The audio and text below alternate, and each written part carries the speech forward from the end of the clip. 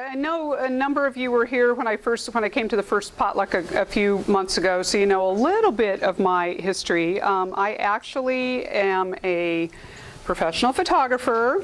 That is a very undefined thing these days. I actually have been a professional my entire adult life, full-fledged, have a degree in photography, had a beautiful, wonderful business in photography, commercial and then very high-end custom portraiture for quite a number of years. Had some great success. I did a lot of speaking in my industry as well around the country and a few other places around the world. So my career treated me quite well. Things changed tremendously for me, though, when my industry went digital. Not just digital photography, but the technology in general changed what I did so much, so dramatically that I really came to a point where I didn't have a passion for it anymore. It not only changed the workflow and made my two wonderful assistants who'd been with me for more than 4 years each obsolete overnight when I went to digital from film, but it also changed dramatically how we market and how we communicate. And my success in my career was based on a very, very personal approach I took with my clients. From the very beginning, when they weren't my clients yet, I developed a rapport, and I built on that very personal connection with them for years. I still have clients who wait for me to come back to Dallas so I can do portrait sessions for them, and I love those people. Just got back from Texas, as a matter of fact, and did a really beautiful portrait session while I was there. But I did reach the point of I felt like I was just scrambling through my days, and realized that the passion that I once had for my wonderful career was dissipating rapidly. The day that I decided I would rather be schlepping beer on some remote beach someplace than to continue down that path was the day that I knew that I was nearing the end of that phase in my life. At the time, though, I had been divorced for a few years and had promised myself that I was going to sit tight and make it work on my property. I actually had a 2-acre property with a beautiful home and a studio that I designed and built on the property. Thankfully, I had the forethought to design and build it so that it could easily be converted to a guest house, mother-in-law quarters kind of place, which is exactly what it is now. But I promised myself that I was going to sit tight and make it work on that property and keep business going and stay afloat until my daughter graduated from high school and headed to college. And that would be the time when I would set off on my next adventure. I had no idea what that adventure would be. I just knew there was something really special around the corner for me. And anyway, I ended up putting my house on the market 8 months or so before she graduated, for sale by owner of all things, which nobody thought I would actually be able to do. Just trusted. Just went from trying to really being, I was always so goal-oriented and very, I always visualized my path and kind of controlled my destiny to some extent. But as we all know, we don't have complete control. And probably about a year before she graduated from high school, I one night decided, she was out with some friends, I poured a glass of wine, cranked the tunes, and started digging through all the drawers and cupboards and shelves and closets in my home and started the purge. And that night it was interesting because it was almost like flipping a switch from being in control of my destiny to letting go of control and trusting that life would take me where I was meant to be. It will, whether we like it or not, but it will take us where we're meant to be. And I trusted that I was deserving of some good things happening in my life. And it was really an interesting transition for me. I totally trust that having that faith that life would take me where I'm meant to be is exactly how things happened. I literally went into contract with the buyers of my home 1 week after she graduated from high school, handed off the keys 7 weeks later, 1 week after I tucked her into a dorm at UNT in North Texas. And interesting, leading up to, I would say, I was already in contract and I still did not know what I was going to be doing. I envisioned coming back to the Northwest and making home somewhere amongst my family here. I've got parents in Longview and Castle Rock. I've got 3 brothers in the greater Seattle area, another brother in Portland. And the Northwest has always been home to my heart. I grew up here. I graduated from high school at Mark Morris. I went to University of Washington for 2 years before moving to Santa Barbara to study photography.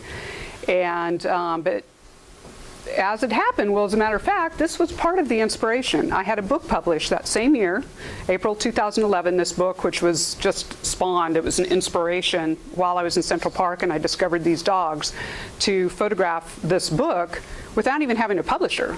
But I had faith that that it would be published because it was, dogs. Who doesn't love dogs? Central Park, what an iconic place, one of the most iconic places in the world. So I had all the faith in the world that there would be a publisher for this book. And it was in the course of shooting this book, which I mentioned to somebody earlier today. This was after I came up with the idea for the Dogs of Central Park. I flew to New York City 7 times over the course of the next year and a half, photographing the dogs in the park during all the seasons. And 35 total days I spent hiking in that park. Over 600 miles I covered in Central Park shooting this book. Out there all day, every day, hiking all over the park. And anyway, so in the course of shooting this book, though, I got into conversations with a lot of the dog owners, and there were a lot of ideas thrown around about other books in a series of dog books, the Mountain Dogs of Colorado, which I have actually completely photographed and haven't had published yet, and a few others, national and international, and we'll see what happens with that. But it was the idea of creating these books that made me think, I have no reason right now to be anchored anywhere, and all the reason in the world to be mobile. And how can I do that and have my dogs along? Motorhome. I'd never dreamed of owning a motorhome, but 3 days before I had to be off my property, I had a 35-foot Winnebago used with only 6,000 miles on it, so it was really quite new, sitting on my property. 3 days before I had to be off my property. In the 7 weeks between going into contract and moving into my motorhome, I purged almost everything I owned from my life. I got rid of almost everything out of house, studio together were about 4,300 square feet of stuff. During the course of doing estate sales and such, I had a lot of people ask me, isn't it hard to let go of your things? Isn't it hard to part with your treasures, your belongings? At that point, all I could do was look at them and say, you know what? It's just stuff. And more than that, it's an anchor. These belongings, these treasures are an anchor to me. They're keeping me in one place. And I have no desire to be in one place right now. So I let go of it all, and it was not a hard thing to do. It gave me all the freedom in the world. So, moved into that Winnebago, what was left of my other stuff, 10 by 10 foot storage space, literally. That's all I had left, was what went in my motorhome and what fit in that storage place. And tucked my kiddo into college, said, baby, I will fly you to wherever I'm gonna be during all of your breaks, but I gotta go. And she totally understood. She knows my spirit. She knows how much I love the Northwest and, nature. It's a lot different in Texas, especially North Texas.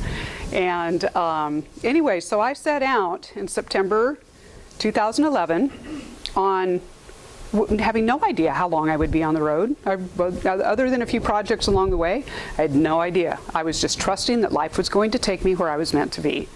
And 3 years later, I literally spent 3 years full-time traveling with my 2 dogs in a 35-foot motorhome, towing my little Honda CR-V, and about 6 months in, added a kayak, which went on top of my car. So we were quite a sight going down the highways. Anyway, what I want to share with you right now is a labor of love. I put together a slide presentation from my journey. You can imagine how many images I had to dig through from 3 years on the road, full-time shooting, and it's a tedious task, but I got to say, too, that it also gave me the opportunity to remind myself just how fortunate, how blessed I have been for the last 3 years to see some of the most amazing places in our country and some pretty amazing places in Canada as well. So, so I'm going to share that with you, and then we'll get back to I've got a couple of posts. So while on the road, and I know a few of you have been there, I journaled my travel adventures on, I hate the word blog, but that's what it is. It's a blog site. I prefer to call it a travel journal online. But I shared my adventures on a website for those 3 years on the road. And so I'm going to share a couple of favorite posts I think that you'll enjoy. Read them to you. But and later on, remind me to give you my blog address. And I'm on Twitter and Pinterest and Instagram and all that as well. That's part of where technology has taken us. It's all about virtual presence now. So, okay, let's see. I think we're fired up. Does that still say on and auxiliary and everything up there? Okay, lights. So enjoy. It's gonna, don't blink. The images are gonna move pretty quickly.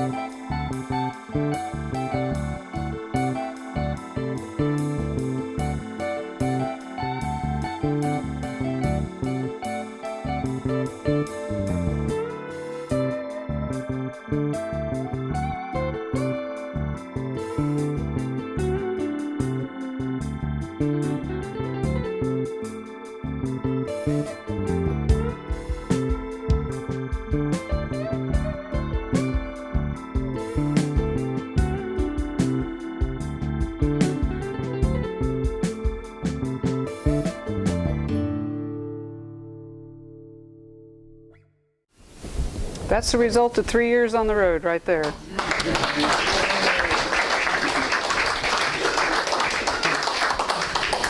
Thanks. Okay. Them lights. Was that falling water and one of those shots? Yes, it was. I'm glad you recognized it. I almost took it out thinking, oh, nobody's going to know that. Frank Lloyd Wright. Falling Water, the one house with the water coming out, built over the river, is one of Frank Lloyd Wright's, probably his most famous home. Yeah, yeah. I had the pleasure of visiting that place while I was there. Hey. 30 years, about 60 or 70 miles from it, and I never got over to see it in person. Oh, it was really interesting, actually, if you ever get over there again. Lots of pictures of it. So obviously adapted to digital. Yeah, shooting digital was really no big deal. If you know how to shoot, you know how to expose, it was really no different. It was the workflow that changed dramatically. I was no longer taking in orders and handing off the orders to my assistants who were pulling eggs and masking them and sending them off to the lab and getting them back. And now everything was now on computers. I went from 1 computer to 5 within 6 months. Five computers between my house, my office and my house, and the different computers, sales room, my imaging computer, my assistant's computer, my laptop that I traveled and spoke with, and they were all networked, and just keeping them all healthy was a full-time job. Yeah. Interestingly, I left those 5 PCs behind, stuffed them in the storage area, and I'll probably never turn them on again, but I didn't, just to make sure I didn't lose files, and hopped in my motorhome with a brand new MacBook Pro. I'd never worked on a Mac before, so the whole adventure, yeah, I had a lot of learning curve because I'd never driven a big motorhome before either. 2 questions. One, the map that came up briefly there. It looked like you hit all 48 states. Mm-hmm. And I was probably about 20 minutes from Alaska in the very northern part of Canada where I went through on my way to Prince Rupert in BC, and I thought, no, I can't just go drive a tire through the state and say I've been there. I could have put that on my map, but no, I'm planning on actually, I'm hoping to spend an entire summer up there. Second question, how many miles did you put on in those 3? Between the motorhome and okay, this is Zippy and the Beast. The Beast, obviously, is the big one. And when I added the tow car, I left Texas with just my motorhome.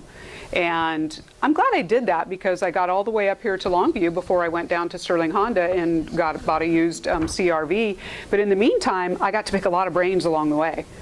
What kind of tow package, what's the best tow car, and really got educated before I went to that extreme. And so between the two, in answer to your question, probably about 85,000 miles between my car and my motorhome. And yes, gas was my biggest expense, and every time I put the nozzle in the tank, I thought, I am not paying mortgage, I am not paying property tax, I am not paying homeowners insurance, I'm not paying the big utility bills, it's gas, camping fees, and there were times when I was able to do some work for, in trade for my camping spots, so. I have 2 questions. Mm-hmm. What did you do with your dogs when you went places that you couldn't? And let me go ahead and ask the second one, Okay. which is, It's okay. You can interrupt me and ask it when it comes to you. As far as the dogs go, there were times when that was kind of tricky. Let's see if I can get this thing to turn off. National parks, as you know, a lot of times they're not allowed on a good number of the trails, if any at all. If it were a really warm climate, I would find a place where I knew I could plug in. I didn't want to be boondocked someplace in a hot climate and leave my dogs behind. I wouldn't do it. When I knew I'd be gone for an extended, a long day, I usually made friends with my neighbors fairly quickly and easily and would leave a key someplace where they could check on my dogs for me. I was at Lake Havasu, it was last spring, just getting close to my daughter's spring break time, and camped. I was literally camped right on the, right across. There was a road in between me and the beach and the lake. But while there were a whole bunch of snowbirders that all knew each other in that campground, and especially down in the corner where I was camped.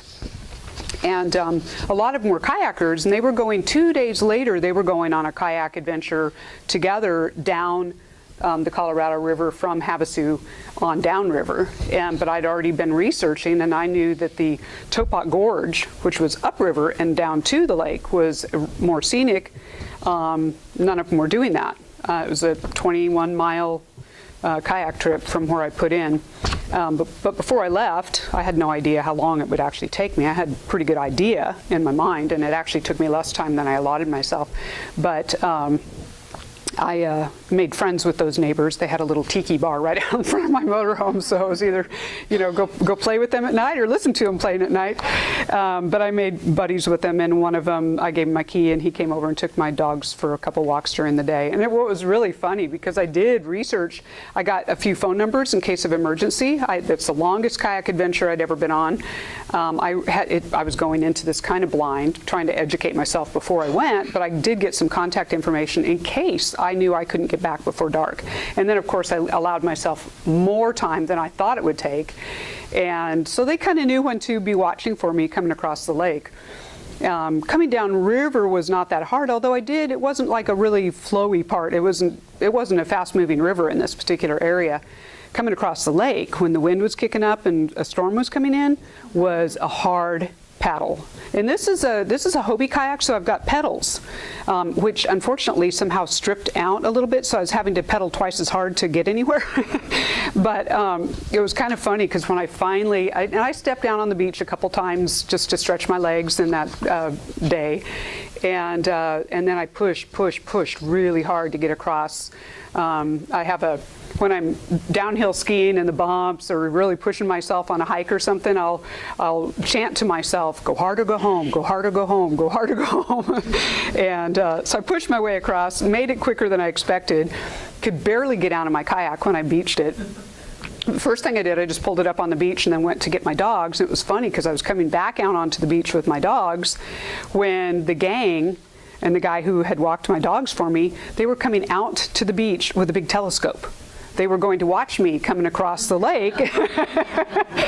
And they're all walking out there yakking, and they didn't even see me, and all of a sudden they're like, oh my God. So anyway, funny. It's like I said, in putting this together, I know that most of you probably really enjoy the images. What's cool for me about seeing them is I get to relive the moments all over again. And they were all pretty special and spectacular. But yeah, so I'm cautious about my dogs. If it's warm, I got to be able to leave AC on and still have somebody kind of checking on them if I'm gone for long, just in case the power goes out or something. So my other question was, you're doing this by yourself and your two dogs? Did you ever feel endangered? That's a question a lot of people ask. I really didn't. I grew up with 4 brothers, so I've always had a bit of confidence, and I always thought, who's going to mess with me? Having grown up with my brothers. But I didn't. I never felt unsafe. There were a few. I learned very early on. I learned lessons as I went. Early in my journey, when I made my way up to the Teton Yellowstone area, I had prearranged a campsite. Well, I remember the guy that did the checkout for me when I was buying my motorhome saying, 4, 5, 6 hours max is a full day in a motorhome like this. And I'm like, But that particular day, I still hadn't really gotten the rhythm of how long to drive and how long it would take, and especially with all my stops for the images along the way. And one of the hardest things is when I couldn't stop for the images I was seeing. That was killing me. But I happened to arrive at the campground in the pitch black. And this is out in the country where there's no street lights or anything. I pulled into the campground and I didn't see the office. And it was dark. I mean, only the headlights even showed me where the campsites were. And so I called the office and like, where are you guys? I need to pay still. Now, we're up at that convenience store gas station a little further up the road from where you turned into the campground. You couldn't have told me that. Anyway, and I didn't have a tow car yet, but I didn't really want to pull my motorhome back out of that site. So I grabbed my dogs and leashes and a flashlight and headed out to hike up there. Totally dark in between. I had no idea who was there, what was there. I'm in bear country and I didn't know the terrain at all. Had to hike, quarter mile up the road to pay my bill and back. And I thought, and then I'm like leveling and plugging in and slides out, and I feel like there's like this creepy motorhome, creepy little thing on this side, and it's like the axe murderer in one, and by the light of day, cute little couple on one side, cute little couple on the other, and the terrain was just beautiful, and grass and shrubs and no bear. But the lesson I learned was arrive before dark and give yourself plenty of time to arrive. And 4, 5, 6 hours is a long day on the road in a motorhome. And there were still times when, whatever happened along the way, I didn't always get there before dark, but it was always my goal.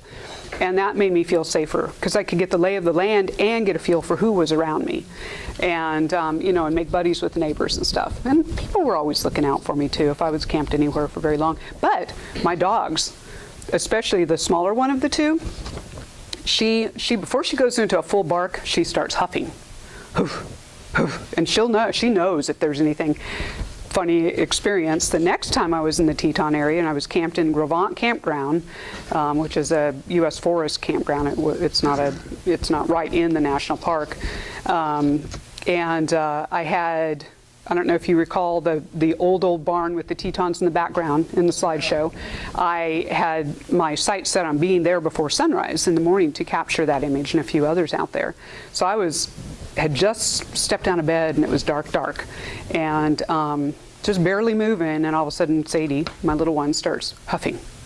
So I know it's unlikely to be a person at 4 a.m. outside my motorhome. So I'm looking out the windows and can't see a thing, so I just barely pop my door open. Here's 2 big young male moose right outside the door in my campsite, sniffing around at the picnic table. They were between my car, picnic table, and motorhome. And interestingly, the next time I was in the Tetons, that's one of the places I went back to 3 times. Do you recall the 2 moose in the one shot? Have no doubt it was the same 2 moose, because they forage and they live right around, and I could tell because the 2 that were in my campsite were of the same size antlers. I figured they were siblings. And then the 2 I saw the next time around there, I've got one with his nose stuck in a red Solo cup in somebody's chair, leaning over the chair with really. But I have no doubt that they're brothers, and they're the same 2 moose that were in my campsite that morning, because they just mill around the campground. But so were there some more questions? I'm going to read a couple things to you. But Take pictures of people. Oh, sure. I mean, I do. I saw your daughter. Yeah, that was my lovely angel in that one shot. No, I've got a lot. I figured you all would probably be more interested in the scenery than the people. But, I've got like I think I left him in there. I did add, delete, several things as I was putting this all together. But fly fishermen, the things that kind of tell a story as opposed to just people. Like the gals in all the colored garb hiking up the trail was like, wow, in their dresses hiking up in the Tetons. Yeah, I'll photograph people, and I'll hand my camera to somebody to get a shot of me. The shots of me there were all other people I met on the trail. There are a few. Every now and then I'll set up my tripod if there's a shot I really, really want. The one of me in the Tetons up the top with all the mountains back behind me, and I'm standing up on a rock, that was probably the longest day hike I've ever done. It was 19 miles up to almost 11,000 foot elevation, up the Paintbrush Divide and back down Cascade Canyon, or the other way around. But it was quite a hike. Let me turn that off. That was a reminder to feed my dad's horse. Anyway, let me share a couple of posts with you. This is a favorite. This is from November 15th, 2011, and I wrote it shortly after I left here. I came back through Longview. First stop here was within a month and a half of being on the road. Which is what this is from. But I've come back through pretty much annually in my motorhome and just meandered off to someplace else. At the very end of my trip, those last several slides with the grizzly bear and the bighorn sheep and all the beautiful mountains and lakes, those were all up in Canada. A lot of them are from Alberta, from Banff National Park, Icefields Parkway, and Jasper. If you've not been there, God's country. It is just the most amazing place. But then I 5,000 miles trekked all throughout Western Canada, all the way from there all the way to Prince Rupert, then took the ferry down to Vancouver Island, and back up to Whistler and home from there. Anyway, so this is a post titled, "There's No Place Like Home." And I wrote this shortly after I left here in the fall of 2011 and headed down the Oregon coast. So there's no place like home. I'm with Dorothy on that sentiment. There truly is no place like home. It was with mixed feelings that I left this morning at the crack of dawn. Especially hard to see the sad look on my father's face. When will you be back? He asked. I don't know, Daddy, but you know I will be.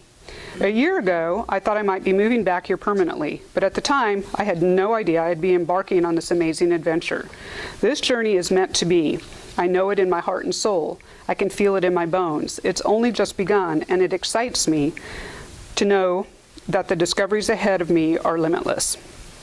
A month ago, I arrived here in my home state of Washington and have to admit that after traveling through some gorgeous autumn color during most of my trek north, I was feeling a bit skunked by the lack of vibrant color here. I know just how beautiful the turning leaves can be around here, and I was hoping to find just that upon my arrival. As it turned out, autumn was running a little late this year. Maybe waiting for me to get here. But when it came in a blaze of glory. 2 weeks ago, the hillsides were coming to life with vibrant hues of yellow and orange. It was amazing watching the colors change and expand with each passing day. Kind of like watching a time lapse of a painting coming to life at the hands of a talented artist, each stroke bringing more color and depth. The deep reds and purples set in while I was journeying up north, and sadly, the gloomy weather set in upon my return to Longview. The dark, flat light does not lend itself to capturing this beauty photographically, and each day I hoped for better light so that I could do justice to this amazing kaleidoscope of colors. Unfortunately, the beautiful sunlight did not return before my departure. As I was driving along the river, I'm out on Bunker Hill, so I was coming in Ocean Beach Highway towards Longview. On my way out of town this morning, I did my best to soak it all in visually, memorizing the hues and textures and the effect they had on my senses, in hopes that I would be able to adequately describe it. I'll do my best now. It's early morning, near sunrise if there were any sun, and I'm driving a narrow, windy 2-lane highway with the Columbia River on my right, sheer rock walls with intermittent marshy bodies of water to my left. It's damp and cloudy, which yields a dark, moody, foggy effect, with just enough light to see color and depth in a very muted way. I'm loving the effect, but I'm well aware it would not come across the same through my camera. I turn, bend in the road, and take a deep breath at the scene before me. A big, craggy tree, bare of all of its leaves, revealing a softly glowing layer of lichen and moss. I've been observing these trees for several days, wondering why I had not noticed them before, and it occurred to me that these same trees are normally covered with leaves, whether delicate bright green of spring, mature deep green of summer, or alive with autumn color. The layer of lichen and moss was hidden beneath. This understanding brings to mind the beautiful lacy undergarments worn beneath grand ball gowns in years gone by. It is soft and pale and delicate, and it adorns almost every inch of this big tree. And beyond the tree, through the foggy light, I see a tree adorned in yellow, and beyond it, a tree adorned in orange, and beyond it, one in flaming red, skirted by a majestic purple. If you pan out, you see an entire painting of dark grand trees covered in soft lacy green, all surrounded by a palette of autumn hues. Wow, this is home, and the memory of my last glimpse of home is now a treasure I can keep and carry along on my journey.